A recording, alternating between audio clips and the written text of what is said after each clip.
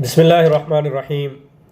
حضرت عبداللہ بن عمر رضی اللہ تعالیٰ عنہ اپنے بعض ساتھیوں کے ساتھ ایک سفر پر گئے۔ راستے میں ایک جگہ ٹھہرے اور کھانے کے لیے دسترخوان لگایا۔ اتنے میں آپ نے دیکھا کہ ایک چرواہا وہاں پہ قریب بکریاں چرا رہا ہے۔ آپ نے اس چرواہے کو کہا کہ آؤ تم بھی دسترخوان سے کچھ لے لو، کچھ کھا لو۔ تو اس چرواہے نے کہا کہ میں نے روزہ رکھا ہوا ہے۔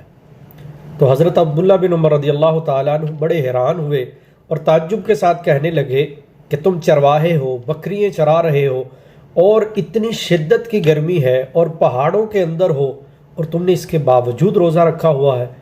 تو اس نے جواب دیا کہ جو گزرے دنوں کے میرے گناہ ہیں ان کی تلافی کے لیے میں روزہ رکھتا ہوں کہ اللہ تعالیٰ شاید ان روزوں کے صدقے میرے گناہوں کو بخش دے۔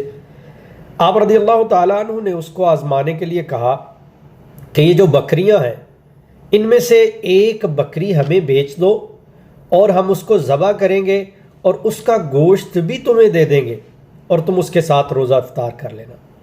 تو اس چرواہے نے کہا کہ یہ بکریاں میری نہیں ہیں بلکہ یہ میرے مالک کی ہیں، میں تو ایک چرواہا ہوں۔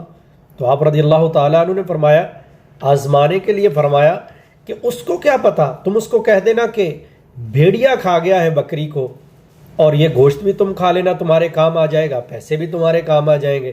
لیکن چرواہے نے ایسا کرنے سے انکار کر دیا۔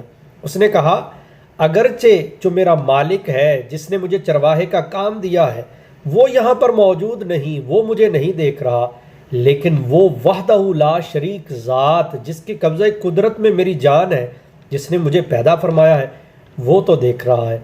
حضرت عبداللہ ابن عمر رضی اللہ تعالیٰ عنہ اس کے اخلاق سے بڑے متاثر ہوئے۔ اگلے روز ہی آپ رضی اللہ تعالیٰ عنہ اس چرواہے کے مالک کے پاس گئے، اس چرواہے کو آزاد کروایا اور جتنی بکریاں تھیں ساری خرید کر اس چرواہے کو تحفہ دے دیا۔ سبحان اللہ! قربان جائیے، سچائی، دیانتداری اور ایمانداری کا اتنا بڑا انعام ہے کہ آپ رضی اللہ تعالیٰ عنہ نے اس کو آزادی بھی دلوائی۔ صرف آزادی ہی نہیں بلکہ جتنی بکریاں تھیں ساری خرید کر اس کو تحفے میں دے دی۔ کاش